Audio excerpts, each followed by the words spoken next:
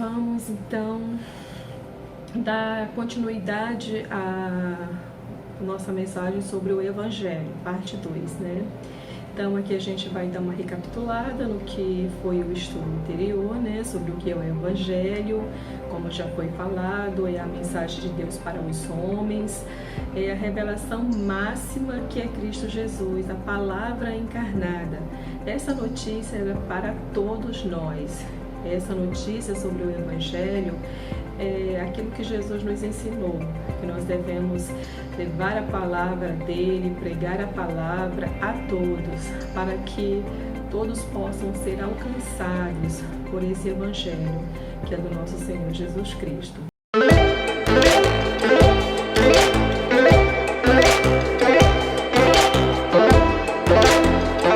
Senhor, muito obrigada pela tua palavra. Muito obrigada porque o Senhor é bom. Muito obrigada porque a sua misericórdia ela é para sempre em nossas vidas. Que o Senhor nos instrua, que o Senhor nos abençoe, que o Senhor direcione tudo o que aqui for falado, Pai.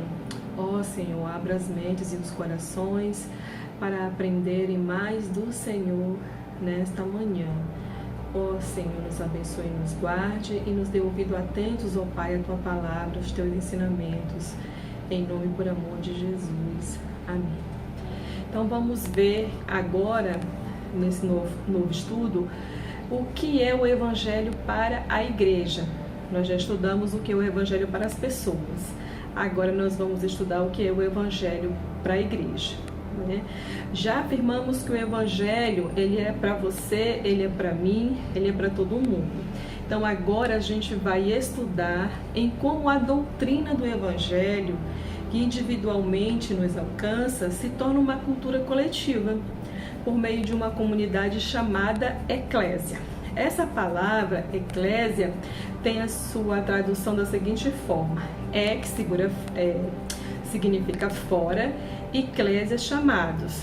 Então, a sua tradução pode ser também como uma assembleia, uma reunião, de modo que compreendamos que a palavra eclésia é traduzida como uma reunião de cristãos que foram chamados para o mundo, não é? Que é a igreja.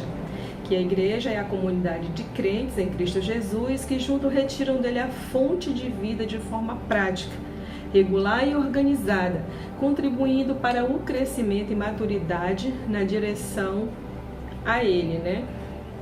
Então, uma das heresias modernas que a gente tem no nosso meio são os desigrejados. É uma base, né, antibíblica, isso não tem na Bíblia, né, que, assim, como eu poderia dizer, né, Cristo nos chamou para viver em comunidade, não é? Ele nos apresenta e ele vive nos informando que nós devemos ter o quê? Unidade.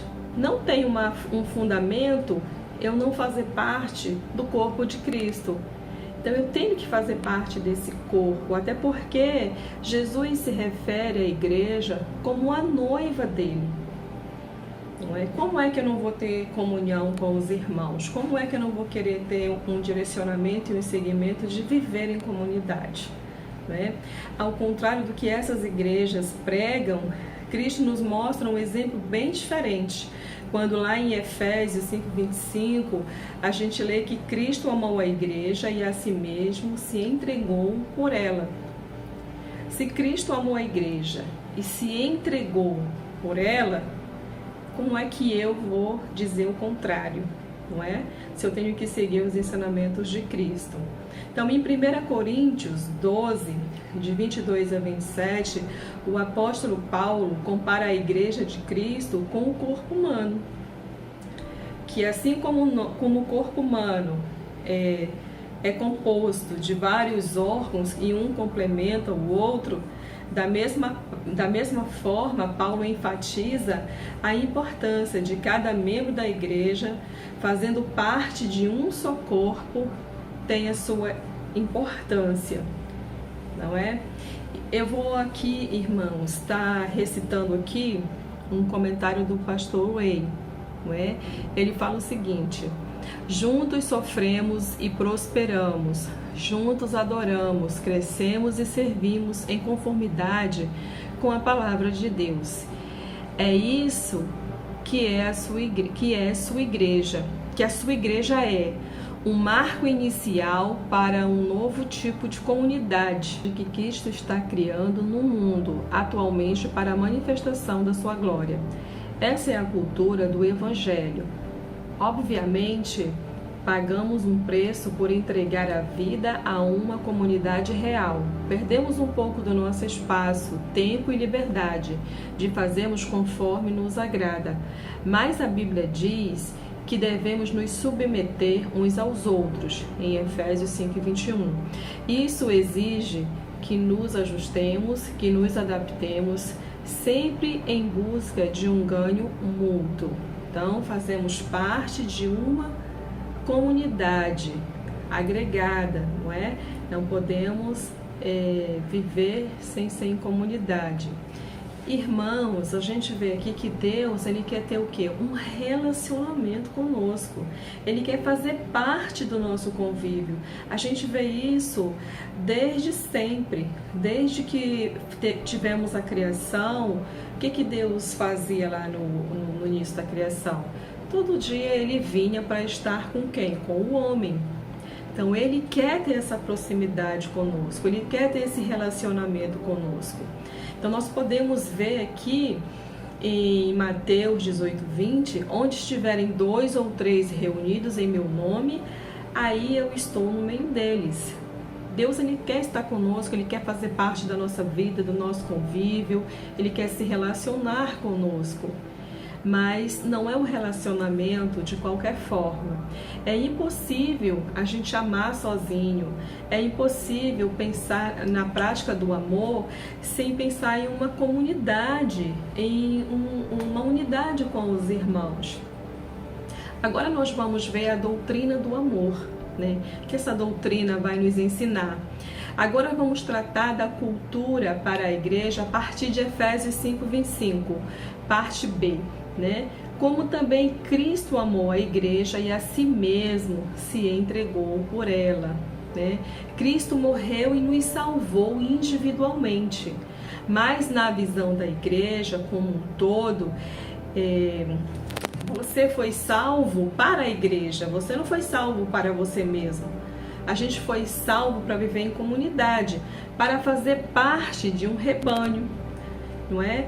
Mas sendo essa comunidade dos salvos, todos pecadores e miseráveis que somos, porque Cristo morreu por nós. Não é? A gente se pergunta, então por que Cristo morreu por nós? Qual o sentido, né? Para sermos o que? Santificados e purificados. Nós precisávamos dessa purificação, que só Cristo poderia nos dar, né? E nós estávamos separados dele. Né? Mas cada um de nós foi comprado por preço de sangue. Não somos mais autônomos, não vivemos mais desamparados, somos propriedade de Cristo, né? Pertencemos a Ele, não é o contrário, nós pertencemos a Ele, não é Ele que nos pertence. E dessa forma, de que modo Cristo purifica a sua noiva? Como é essa purificação? Como se dá essa purificação do nosso viver, né? Por meio da lavagem da água pela palavra, conforme vemos em Isaías 55, 10 a 11. Vamos ver o que diz Isaías 55, 10 a 11? Né? Porque assim como desce a chuva e a neve dos céus, e para lá não tornam, mas regam a terra, e a fazem produzir e brotar, e dar semente ao semeador, e pão ao que come. Assim será a minha palavra que sai da minha boca. Ela não voltará para mim vazia, mas fará o que me apraz, e prosperará naquilo para que a enviei. A palavra do Senhor é quem vai nos instruir. A palavra do Senhor que vai nos transformar. É a palavra do Senhor que vai nos fazer pessoas novas, com a mente renovada, transformada pelo Espírito. quando a palavra de Deus ela entra em nós, nós vemos que a palavra do Senhor é tão penetrante, mais penetrante do que espada de 2 gumes, a gente vê na Bíblia. Então ela penetra em nós, há uma mudança, não volta vazia para o Senhor. Pode não germinar naquele mesmo instante, porque nós somos imperfeitos e rebeldes, mas aquilo ali ficou guardado no seu coração. Em algum momento vai frutificar na sua vida, em algum momento você vai parar, você vai pensar, você vai lembrar, não é? Daquilo que você um dia ouviu de alguém. Porque, irmãos, eu ouvi a palavra do Senhor quando eu era criança e só frutificou na minha vida quando eu tinha 29 anos. Mas eu ouvi, uma semente foi lançada no meu coração. Eu ouvi essa palavra e eu comecei a me interessar por essa palavra. Mas foi necessário um tempo para essa palavra frutificar, não é? Então, toda vez que a gente cultua a palavra do Senhor, toda vez que ela é pregada, orada e cantada, somos renovados e purificados pelo poder dessa palavra, né? Pela palavra de Deus. Que tempo nós estamos disponibilizando na nossa vida para ouvir essa palavra, para estudar essa palavra, não é? A gente vai só num domingo, faz só um estudo de quarta-feira.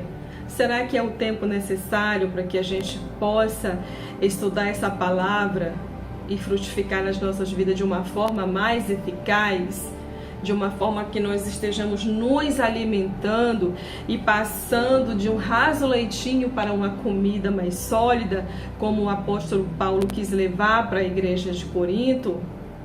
Como é que está o nosso relacionamento com essa palavra, o nosso relacionamento com Cristo? Não é? Crente que não se alimenta da palavra não é crente, né? Então a gente deve ter uma observância nisso aí. Que fruto, que nós temos feito, como nós temos estudado, que tempo nós temos dedicado ao nosso estudo? Será que eu só pego na minha Bíblia quando eu vou para a igreja dia de domingo?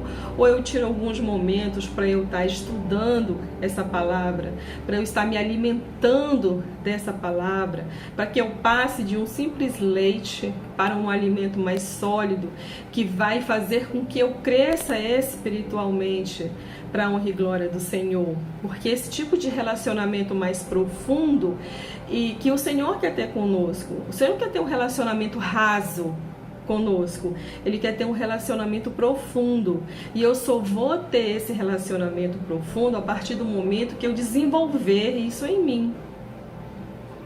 Eu não vou me relacionar de forma profunda com quem eu não conheço. Então eu preciso me aprofundar para eu conhecer mais, não é? Para eu conhecer mais desse evangelho, para que a igreja ela vai se solidificar, ela vai frutificar mais a partir do momento que há um conhecimento melhor entre os seus membros, há um conhecimento melhor entre os membros da igreja, né? Entre nós. E a sã doutrina, irmãos, ela nos indica um caminho de purificação. Essa doutrina do Senhor, essa doutrina que é santa, que edifica as nossas vidas, ela que nos purifica dos nossos pecados, ela que nos leva à santidade, não é? Ela que nos indica o caminho para a gente amar, ela vai nos dar o caminho do amor, porque Deus é amor. Então, não é possível amarmos verdadeiramente enquanto produzimos frutos da carne, não é? Porque o amor, ele é fruto do Espírito de Deus. Então, enquanto eu tiver, mesmo sendo um crente, mas eu ainda não cresci espiritualmente, eu ainda estou praticando as coisas velhas da minha vida, como é que eu vou crescer? Como é que o Espírito Santo vai crescer em mim, né? Por isso, precisamos confiar que Cristo nos tornará santo. É Cristo que vai nos tornar santo. Em meio a tantos defeitos e tantos pecados que temos, Deus nos transformará.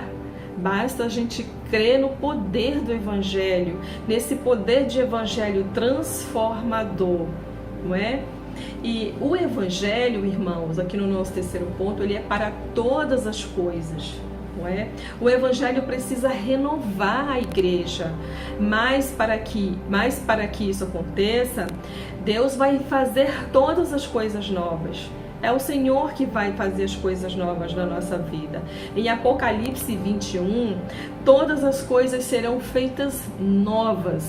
Veja bem o que diz, irmãos, Apocalipse 21. Vamos pegar a nossa Bíblia. Eu gosto sempre, irmãos, apesar de às vezes eu escrever para ser mais dinâmico, mas eu gosto de ler na Bíblia, né? Que dá assim uma veracidade para aquilo que você está lendo, porque você está constatando na Bíblia, não é só algo que eu falei. Então eu convido os irmãos a pegar a Bíblia, abrir em Apocalipse, a gente vai ler de 1 a 5.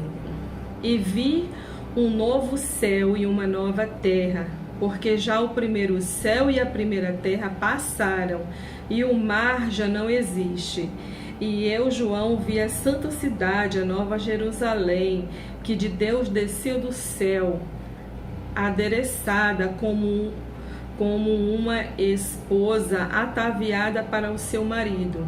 E eu vi uma grande voz do céu que dizia: eis aqui o tabernáculo de Deus com homens, pois com eles habitará, e eles serão seu povo, e o mesmo Deus estará com eles e será o seu Deus.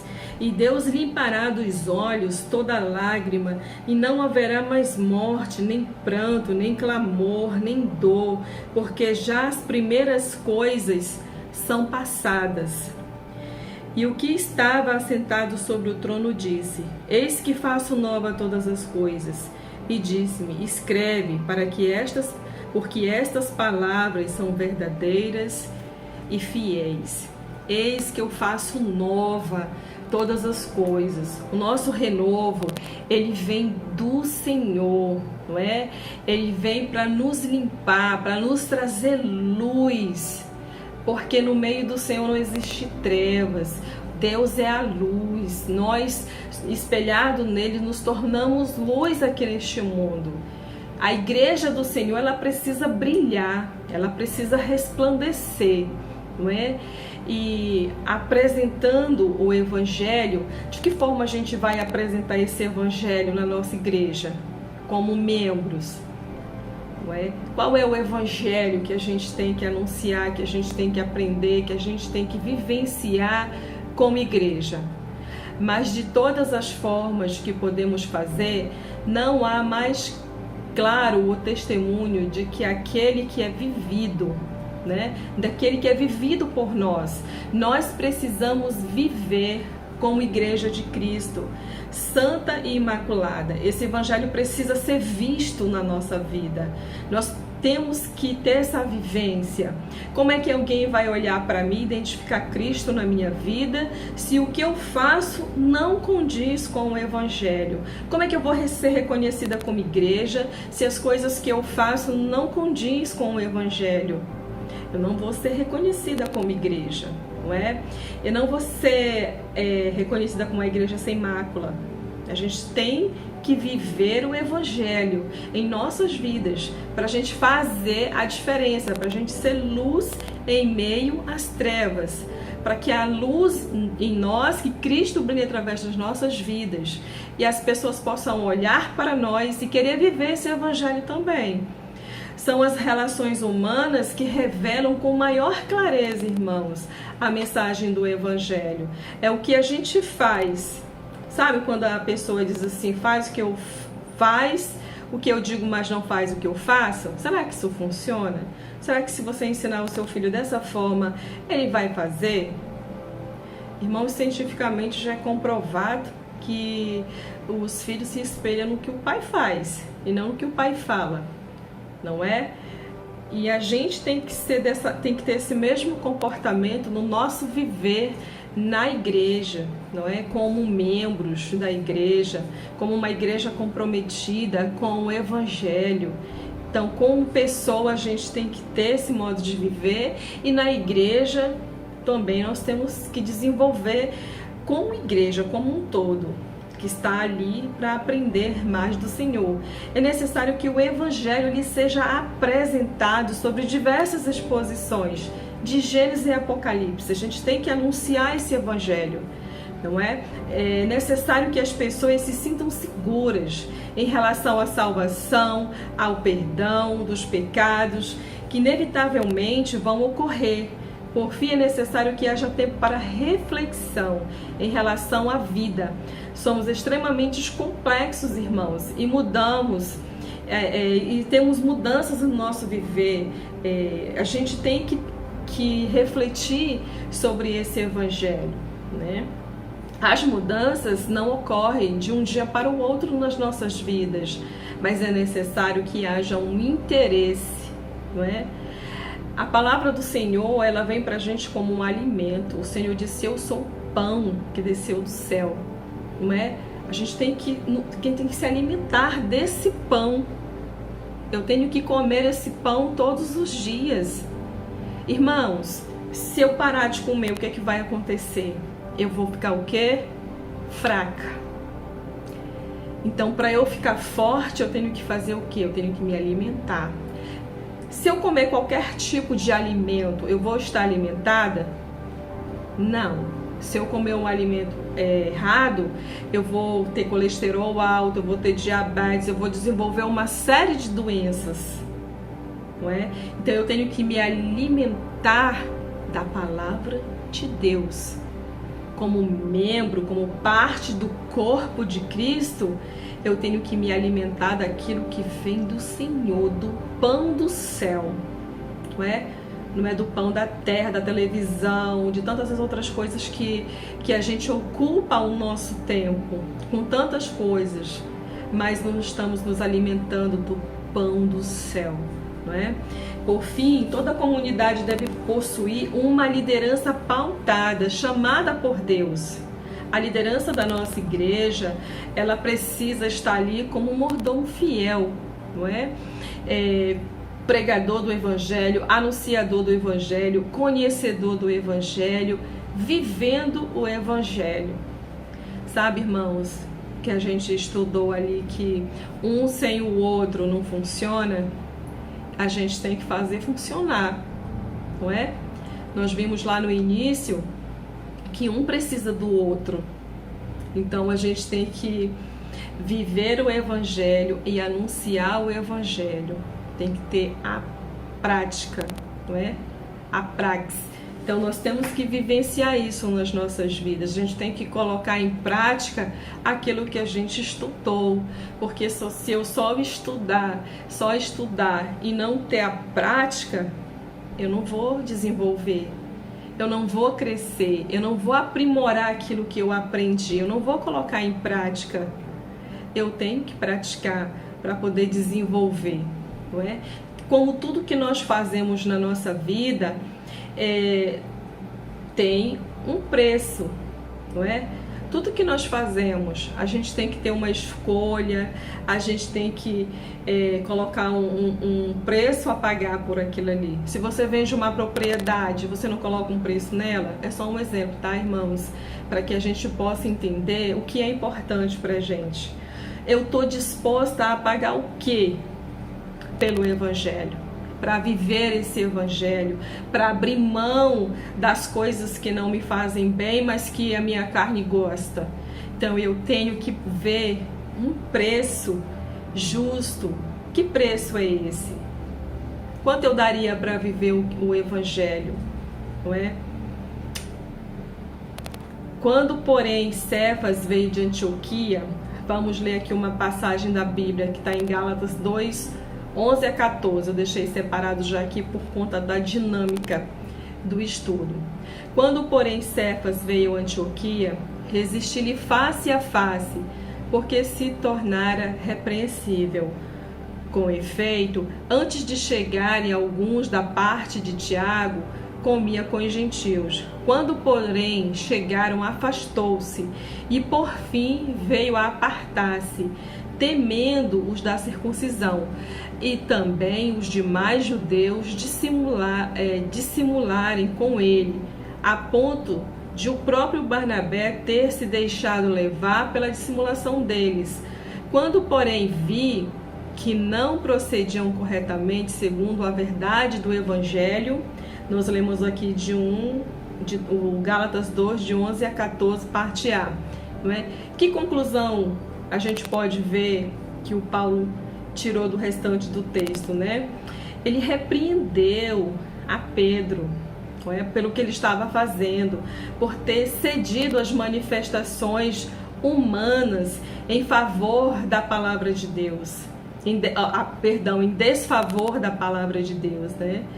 Ali ele se sentiu pressionado, porque ele era judeu, e aqueles costumes, irmãos, estavam entranhados nele, né?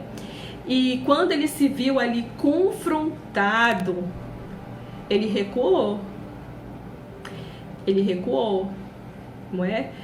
Quando ele estava sozinho com os gentios, ele tinha uma postura. Quando os judeus chegavam, ele tinha outra postura. Ele não manteve a postura dele, ele fraquejou, não é? E Paulo foi lá e repreendeu a Pedro, não é? Disse assim: que postura é essa? Como pode isso? Não é? A gente tem que saber que o processo natural do homem é decair. Nós somos decadentes, né? Mas somente por Deus, por meio da palavra de Deus, a gente pode ter salvação. A gente não pode confiar 100% no homem, porque o homem é falho, mas nós podemos confiar no Senhor, não é? Ele que tem o poder para nos salvar. Quando eu estava desenvolvendo aqui esse estudo, irmãos, eu lembrei de um hino muito lindo, que fala exatamente sobre isso, que Cristo, ele tem poder para nos salvar, né? Cristo move as montanhas e tem poder para salvar. Que lindo, não é, irmãos? Que outra pessoa tem esse poder, não é? E que preço a gente pode ver aqui que Jesus pagou. Jesus pagou um alto preço, está descrito aqui no hino. Que ele é o autor da salvação, não é? Pela morte ele venceu, então ele pagou um alto preço, irmãos, para que nós pudéssemos ter essa redenção nas nossas vidas, não é? E que preço eu tenho que pagar? O que eu estou disposta a renunciar por amor a Cristo? Porque ele fala, aquele que não negar a si mesmo, não pode ser meu servo, não pode me seguir. Aquele que quer me seguir, negue-se a si mesmo. Toma a sua cruz e siga-me. Nós temos negado a nós mesmos para fazer a vontade de Deus. Deus realmente tem sido o centro das nossas vidas? É uma coisa que nós temos que pensar, né? Prosseguindo aqui, irmãos, nós vamos ver qual preço que precisa ser pago para que vivamos o Evangelho. Para que a cultura do Evangelho esteja em nossa igreja. O que a gente está disposto a fazer para desenvolver essa cultura no nosso viver e para desenvolver essa cultura na nossa igreja? Para quando as pessoas irem à nossa igreja, se sentirem acolhidas, verem ali a diferença no nosso comportamento. A primeira coisa que precisamos considerar é que certamente a palavra da cruz, ela é loucura para os homens. Mas para nós que somos salvos, ela é o poder de Deus, não é? Isso está em 1 Coríntios 1,18.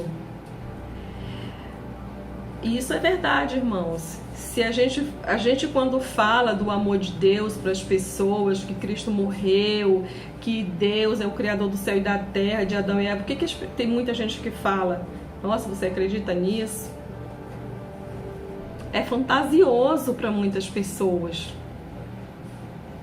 Para quem não conhece, para quem não tem uma vida de intimidade com o Senhor, é fantasioso, é loucura. É loucura você morrer por alguém que só fez o que era ruim, que só fez o mal. É loucura. Você morreria? Não é? A gente tem que ver que é difícil de compreender. Mas Cristo, ele fez isso. Ele morreu por nós quando nós ainda éramos o que? Pecadores.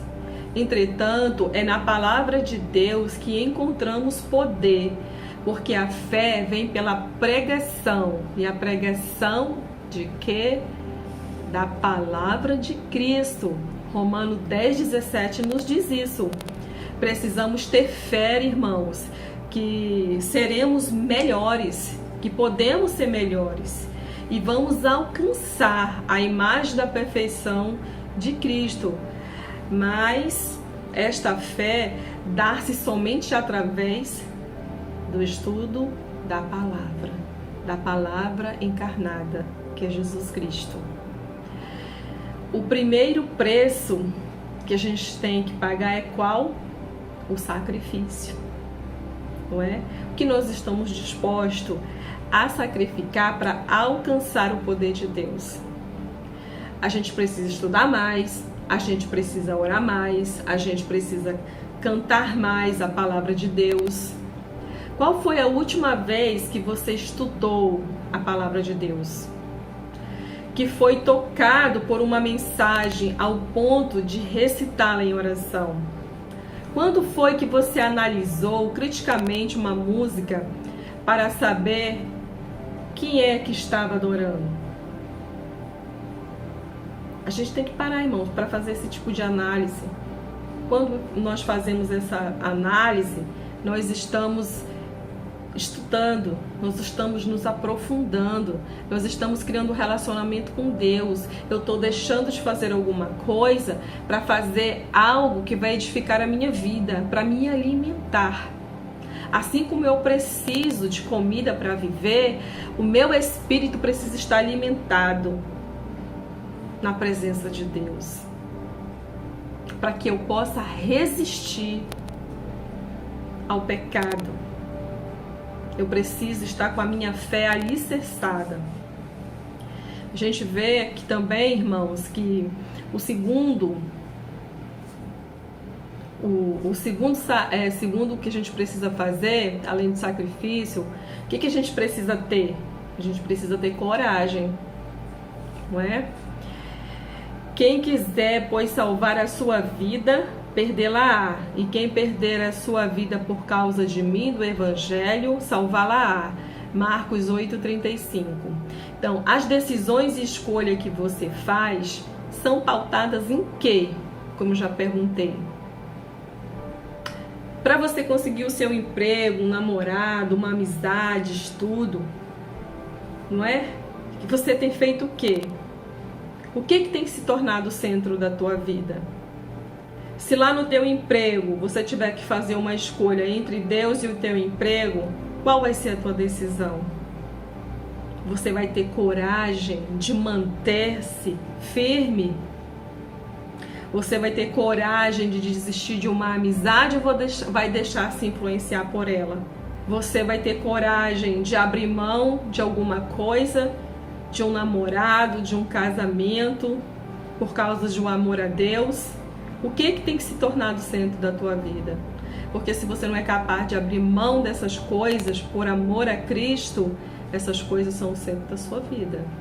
E por último, irmãos, o preço a ser pago: todos os vossos atos sejam feitos com amor. 1 Coríntios 16:14. Como têm sido os seus atos? Como é que você está fazendo nos seus relacionamentos, seja no seu trabalho, seja na sua casa, com seu esposo, com seus filhos? Que tipo de relacionamento você está tendo? Seja fora, que a palavra do Senhor diz que é muito fácil a gente amar aquele que nos ama, né? É muito fácil a gente cuidar da nossa família, apesar de todas as dificuldades. Mas existe uma forma que eu também tenho que fazer isso. Eu estou fazendo isso com amor? Como é que eu estou fazendo isso?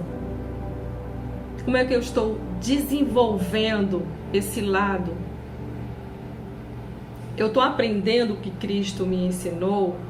Eu estou seguindo o exemplo de Cristo ao ensinar alguém, a orientar alguém, a corrigir alguém? Eu faço isso com amor?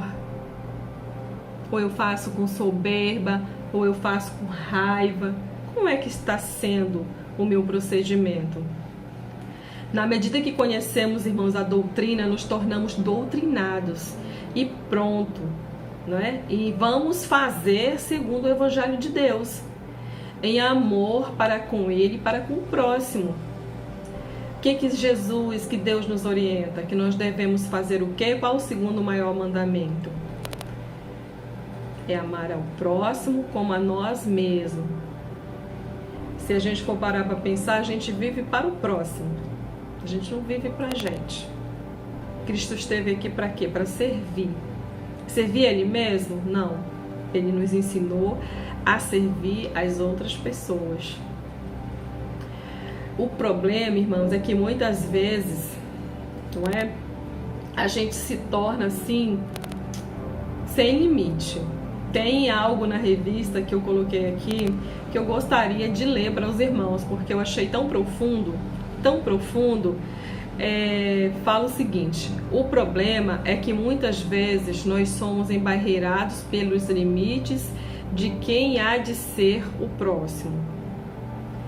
Dizer que é todo mundo se torna tão vago que não amamos ninguém. E o próximo, que deveria ser aquele que está do seu lado, se torna aquele que está do outro lado, da outra galáxia.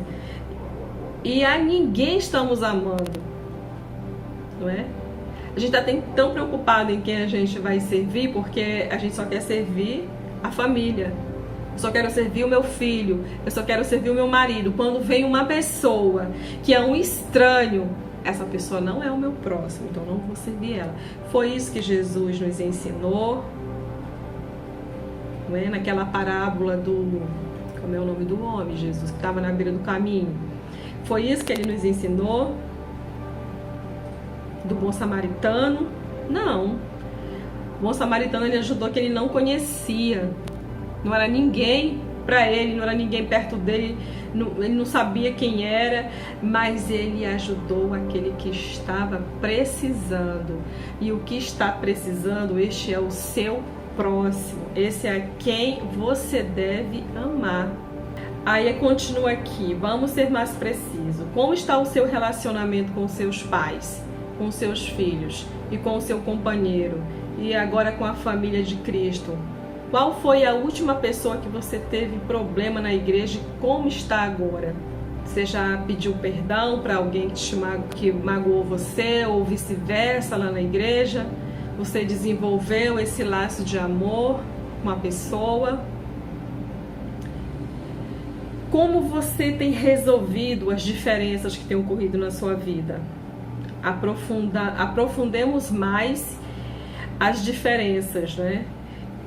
Como é que está isso? Como é que está esse nível de relacionamento na sua vida? Para a gente amar, irmãos, a gente tem que amar de uma forma profunda, de uma forma que o amor de Deus invada o meu coração e eu comece a olhar o meu próximo com os olhos de Deus. Assim como um dia Deus olhou para mim, quando eu estava lá, pecadora, arruinada nos meus pecados, Deus teve misericórdia de mim, Deus me amou, Deus foi lá, me resgatou, me juntou, me limpou, me purificou. É dessa mesma forma que a gente tem que praticar o nosso amor. Para concluir, irmãos, para fazer um resumo do nosso estudo, a gente tem visto tantas coisas acontecerem, não é? A gente nunca teve tão ciente de tantas informações em todas as áreas de conhecimento. A todo instante o fluxo de informação está aí nos meios de comunicação. São tantos que a gente não dá conta nem de ver todos. Mas, contudo, uma coisa é certa, a gente vê só notícia ruim. A gente vê sobre morte, sobre corrupção, sobre crime, sobre tudo aquilo, não é? Que achamos que não é coisa boa. Tudo aquilo que nos desvirtua, que foge do padrão daquilo que é uma virtude para a igreja. Mas a gente tem um outro lado, né? nós temos uma boa notícia. E quem é essa boa notícia? É um Deus esplendoroso, majestoso, glorioso, não é? É o evangelho da salvação que nós temos através de Cristo, do corpo de Cristo, da sua igreja, porque nós fazemos parte desse corpo, dessa igreja.